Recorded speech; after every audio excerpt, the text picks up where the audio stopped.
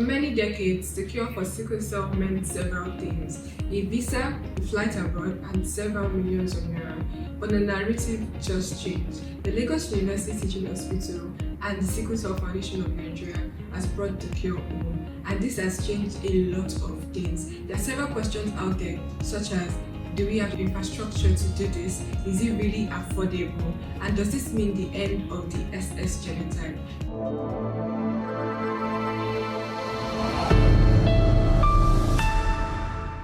Welcome to another episode of the LUTH Podcast. I am Adeseye. I am a fourth year medical student, and I have here with me Professor Edamisan Olusoji Temiye. So lovely to have you here with me, sir.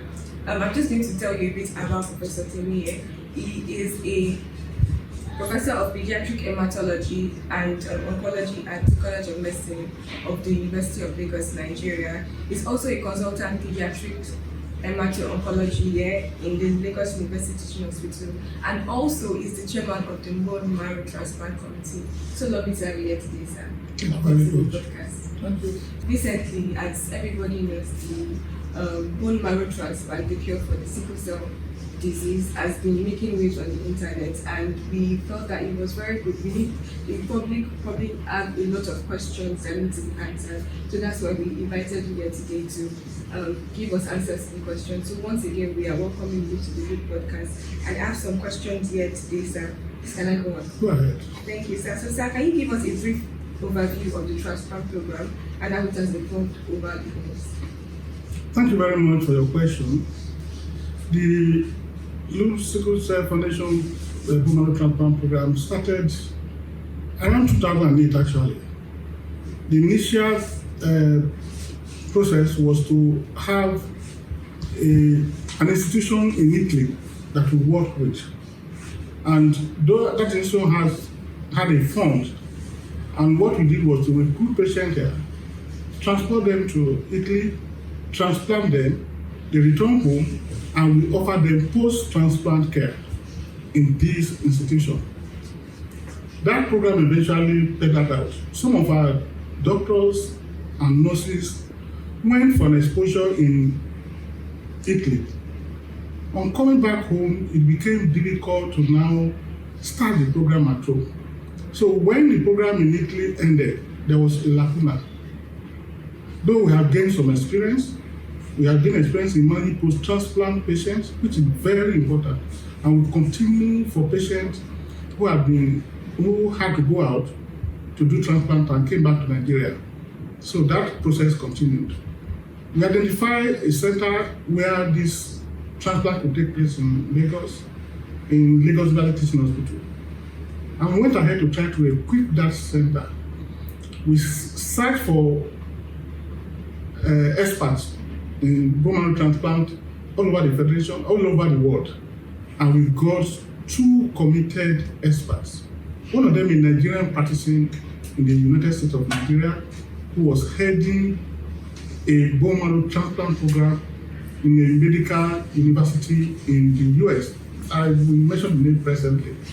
And he was very, very useful in bringing things to us, in guiding us on how to prepare that center to be able to do bone marrow transplant. The problem was funding. We had a lot of issues with funding, but we thank God that we went out and we had donors, including Lagos State Government, including NLPC, Chevron. They were able to assist us to put that place in order to be ready for use for bone marrow transplant. Thank you very much, sir. So that has actually been quite a job along this year, and we are really, really excited that the cure has come into Nigeria. But sir, could you enlighten us about the purpose and visions of the Transplant Committee? Well, in 2019, the Lagos University Teaching Hospital set up a Bone Marrow Transplant Committee. And this Bone Marrow Transplant Committee was given a task to ensure that this program take root. The first thing we did was to have an MOU, written MOU with our partners. Between Lagos University Teaching Hospital and Sickle Cell Foundation Nigeria, between Lagos University Teaching Hospital, Sickle Cell Foundation Nigeria, and the Vanderbilt University Medical Center in US, we had an MOU, which was a foundation for what we are going to do. Having approved the MOU in 2000, we moved to the next stage of training and retraining staff. Staff went to India, staff went to US for training, and we joined the World Network of Bone Marrow Transplants so that we can know what they are doing, and we started presenting our treatment of post-transplant patients, which was very useful and made us to be known that yes, people can follow bone marrow transplant, because post-transplant is very important in getting success for bone marrow transplanted patients, and we went ahead with that. And having done that, we formed a team. And the team was like, we pulled the whole of the university some people into the team. We have hematologists, both adult and pediatrics, doctors who are specialists in treating sickle cell disease, treating blood disorders. We have pathologists because we need them when patients have something to make diagnosis for us. We have surgeons, anesthetists. Of course, the nurses are very important. We have nurses and we have to train them. We have engineers, because the special center where we use has to be maintained in a special way. So we have engineers trained for the maintenance of the place. We have dietitians. In fact, we have special teaching for this patient because their food had to be prepared specially. We have a pharmacist trained in bone marrow transplant pharmacy. It's completely different from the pharmacy we are used to before. Getting the drug, getting approval, for getting some of the special things that we needed. We had to go through all these processes.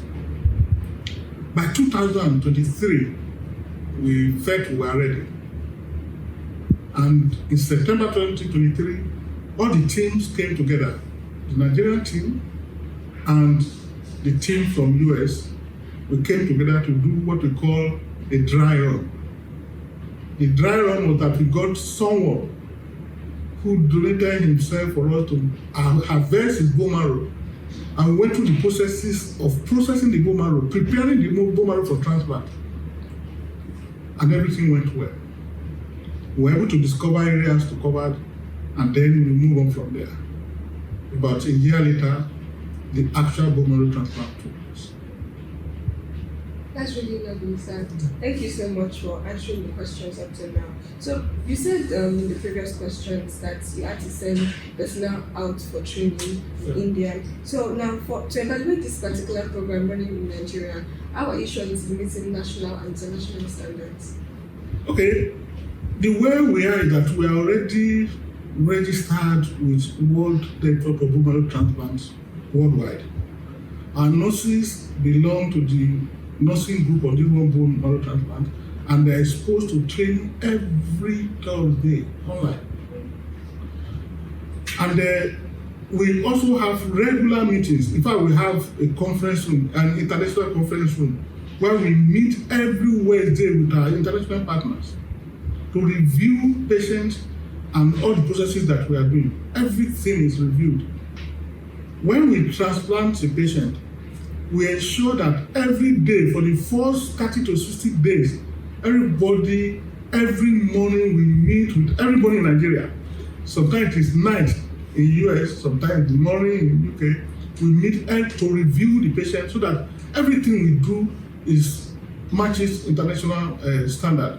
We have SOPs. I didn't tell you about this. When we are preparing, we have to write standard operation procedures for every unit, including the social workers who have to go and visit homes of where we're going to discharge patients to, and make sure those homes are okay. All those processes are on, and we cleared every SOP with our international partners. So every process is reviewed to meet international standard. And there's a reason why we do that. I will tell you that reason shortly. Why we want to meet international standard from the beginning. We are not doing any shortcuts in Lagos. We want this center to be World Center for Bone Marrow Transplant in the West African sub-region. That's our target from beginning. Thank you very much, sir.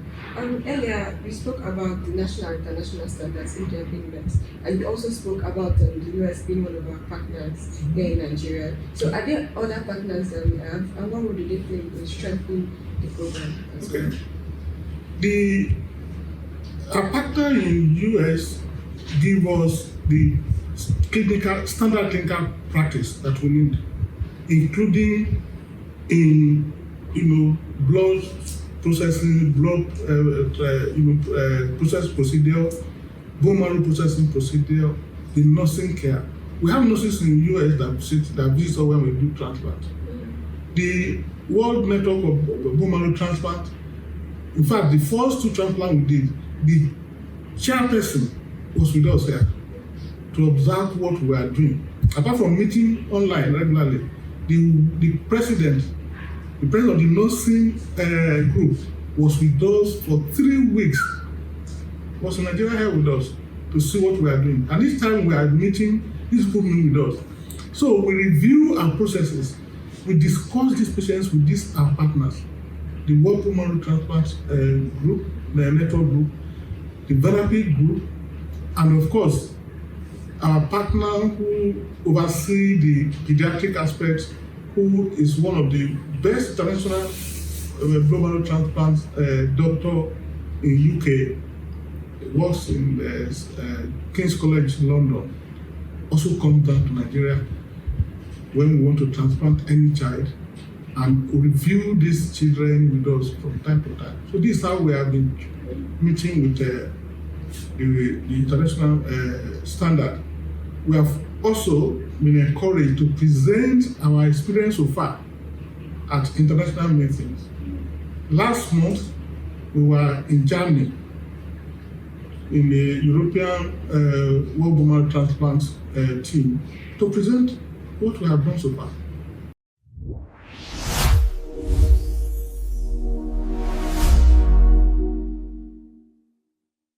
Good day, everyone. Welcome again to the LUTH Podcast, or to this segment of the LUTH Podcast. And with me today, I am speaking with Dr. Adeseye Akinsete. She's a pediatric hemato-oncologist with the Lagos University Teaching Hospital, also a lecturer at the College of Medicine, University of Lagos. You're welcome. Thank you for having me. Good afternoon, viewers. And he's here today because we want to talk about the trending topic in Nigeria, or we continue to talk about the trending topic in Nigeria, bone marrow transplant at the Lagos University Teaching Hospital. And there's nobody more apt to talk about this because he is also the transplant director for the program. So, Dr. Akinsete, you're welcome, and I hope you're ready for our... Definitely. Let's just let's begin. All right, thank you. So, what we've done with this segment is that we've gone online to sort of pull questions that people are asking and they want to know more about.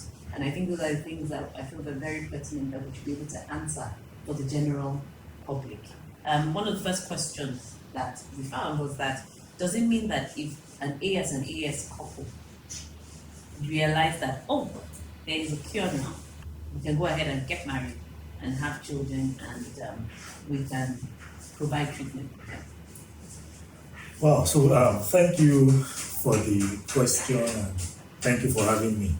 I think that we can't rule out responsibility on the part of couples. So there's still the place for genetic counseling, and that's very appropriate because we don't want to continue to have kids with sickle cell if it's something that we can, mitigate against. I also think that because you have transplant as a curative option, it doesn't mean that we will forget that fact that, look, it's not advisable for an AS couple to go ahead into marriage. So we will still continue to say that genetic counseling is key. It's at the heart of reducing the burden of sickle cell anemia in this part of the world. And the fact that there is curative therapy doesn't mean that we should forget that. We don't want to keep having sickle cell individuals for us to cure. Rather, we want to prevent people coming down with sickle cell. So I think they are mutually exclusive. Thank you. So prevention is better than cure, as they always say. Always. All right. So the other question that keeps popping up is they keep saying it's cheaper in Nigeria than to go to India and the UK. So is that true or false? I think that it's evident to anyone that if you have care in a place where you have social and emotional support, it would always be cheaper in a location where you have to move yourself to that place. So, ballpark figures, in the UK, stem cell transplant will be about £300,000 for an international patient.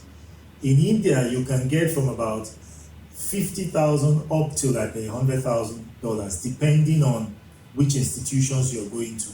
And here in Nigeria, our cost will be at the lower limit of what you get in India, if not lower. And it's because almost everything you need you source from within Nigeria. Even though all those things are imported from outside, most of what we use are not manufactured in Nigeria. But the core expertise is local, and so that has made the our cost relative to what you would have outside, a lower one. So it's still cheaper in the long run to have this procedure in Nigeria. All right. So cheaper doesn't mean it's affordable. That's true. But we understand that not everything has to be affordable and cheap. Treatment that is world class, international standards. Because the chairman has been with us and he talked about trying to meet both international and world standards when it comes to bone marrow transplant. And like you said, across the world, it is not cheap. £300,000 in the UK is not. It's not a walk in the park. It's not at all. But that brings us to the fact that LUTH is collaborating with Sickle Cell Foundation. Has LUTH and Sickle Cell Foundation, have they looked at collaborating with organizations, looked at working with HMOs, insurance? What are the prospects? I know this might not be immediate, but what are the long-term prospects for that? So I think that this is one of those programs that you will continue to hear about 20, 30 years from today. And it's because the foundation is solid. It's not a one-off thing. So what you have is that LUTH provides the technical competence and capacity for this program. Sickle Cell Foundation, they've been in the business of building programs, advocacy, as well as funding projects for almost 30 to 40 years. So what we've leveraged on is that we've looked at where their core strengths are, and we've asked them to bring that on board while we will provide the technical competence to push this program through. And we have supporters that are both corporates and even government. The Lagos State government was strongly in support of this project when it was going to start. The federal government is pushing this project forward. Sickle Cell has a lot of corporate sponsors that are keying into the program. Our stem cell lab was funded by partnerships from NNPC, Chevron, and so this program obviously is leveraging on those bridges and collaborations. With regards having health maintenance organizations, keying into the program, we've had conversations with one or two of them to see how they can leverage on what we have and get their clients to have access to the program. But I think it's an ongoing conversation. And I know that, in the next 12 to 18 months, we should have something robust enough that even the National Health Insurance Authority should be able to have people who will use their platform to access the program. Thank you very much. So let's pivot to more sensitive issues that people want to talk about. And this is more related to clinical issues. So one of the questions we pulled online was, literally when you say the person has been cured, does that mean the person's genotype goes from SS to AS or AE? And does that mean that that person will have children who will not have the sickle cell or will not be carriers? So every cell in the body carries, let's say hypothetically, carries the genotype. So if the person is SS, his body cells carry SS, his sex cells carry SS, his bone marrow cells carry SS. Now, when we do a bone marrow transplant, stem cell transplant, what we want to do is we want to change the configuration of the stem cells in his bone marrow, so that rather than carry SS, they would now carry the phenotype of the donor. So if the donor was AS, once we do a transplant and that transplant is completely engrafted, that person's bone marrow cells will now be AS. If the donor is AA and it's completely engrafted, that person's bone marrow cells will be AA. His sex cells did not change. So what it means is that if he's going to get married, he still has to marry somebody that is AA, because his sex cells didn't change. What we have only done by bone marrow transplant is that we've cured his bone marrow to a point where he won't have all the problems that the sickle cell person would have. So no more crises, no more low blood levels, no more end organ damage. That's the kidneys, the brain, the liver, the heart, the lungs. All of those things are now spared from damage. But his sex cells still carry that S gene. So it means that if he wants to get married, he has to still marry somebody that is AA, so that his kids will be AS. So, what is the age? We know with bone marrow transplants that the younger the recipient, the better the outcomes are. So, but does that mean there's an age cutoff? If a 28-year-old sickle cell warrior, a 35-year-old sickle cell warrior, 40-year-old is listening now, do they have a hope that the transplant can work with them? Yeah, you can. I mean, so we transplant from 5 years to 55 years. But if there are, exigencies to that and we need to transplant, we will definitely go higher or come lower. So once somebody needs a life-saving intervention, our responsibility is to ensure that we won't bring harm to the person. So we'll go ahead and look at pros versus cons, and if the benefit outweighs the risk, we'll definitely go ahead. All right, thank you. And one of the questions, a burning question on the internet that we found was, how long is this program going to last for? We see so many projects, laudable projects start in Nigeria. We see so many, and I think you being the transplant director, you're in a good position to answer. What are the strategies being put in place for sustainability of the LUTH Bone Marrow Transplant Program? So the sustainability trust is that first is a PPP, it's a public-private partnership. The public has a strength, the private arm of it has their strength, and that's what we're leveraging. The second thing is that it's a program that belongs to Nigeria and Nigerians. So if the audience understands that, look, it's our program, and we need to patronize our program, then the program will run. What we can assure is that we are maintaining the highest level of quality in this program. We're not cutting corners. What we're offering you is what you will find if you go to any part of the West. And so what we know is that the plan for us is that in the next 2 to 3 years, we are going to get what's called FACT accreditation. It's like one of the largest things, the finest things you can get in transplantation units across the world. And that once we can get that, it puts the stamp that, look, this program has come to stay. So we're trying to make the program as cost effective as possible. We're trying to bring down costs. Every day we look at our processes and we're saying, look, let's refine this, let's make this better, so that it's not only there, it's affordable, it's accessible, and it's a feasible program.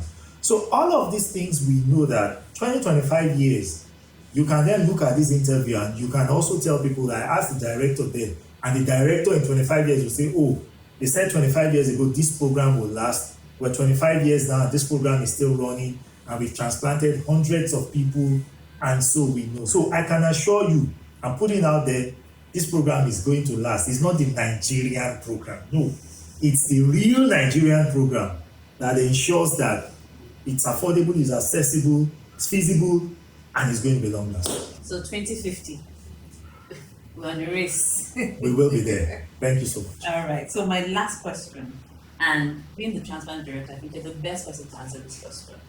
The question is, what are the multidisciplinary care teams available for post-transplant care of a patient? So I think that you just want us to shine. We currently run the first and the only post-transplant clinic for sickle cell in sub-Saharan Africa. We run it. We've been running that clinic since 2019, and you are a part of the clinic. And that clinic has seen almost up to 35 people since then. We've saved many lives. And you are aware of the last person we admitted, who we had to manage because of so many problems they had in transplant. Parents are happy, and they are advocates and ambassadors for the program now. So we have a robust post-transplant care. We've presented our output at both the American Society of Hematology and the American Society of Transplantation and Cellular Therapy, as well as the European Bone Marrow Transplantation conferences. We have everything you need: ophthalmologists, social workers, clinical psychologists, child psychiatrists, dermatologists, pathologists, blood transfusion experts, pediatric hematologists, adult hematologists. So we have the whole works. And that transplant clinic has been running for the past 6 years. Now we've added to what we do immunizations, which we weren't able to do before. But because the people we treat can't get these immunizations outside, we've started giving that service. So I think that from a post-transplant standpoint, we had the end, we started with the end in mind. So we started a post-transplant clinic before we started doing transplantation. So we built expertise and competence in that regard. And we can boldly say that anywhere on the continent, speak post-transplant care, you need to come to Lagos. All right, and to the audience, for clarification purposes, the reason why he's saying post-transplant is because the hospital provides post-transplant care for people who have done transplant outside the country and they've come back to the country and they need their care. So, Dr. Akinsete, it's been an interesting conversation. Thank you so much for sticking to the end. Please don't forget to like, share, comment, subscribe, follow us on all our social media platforms. Thank you so much.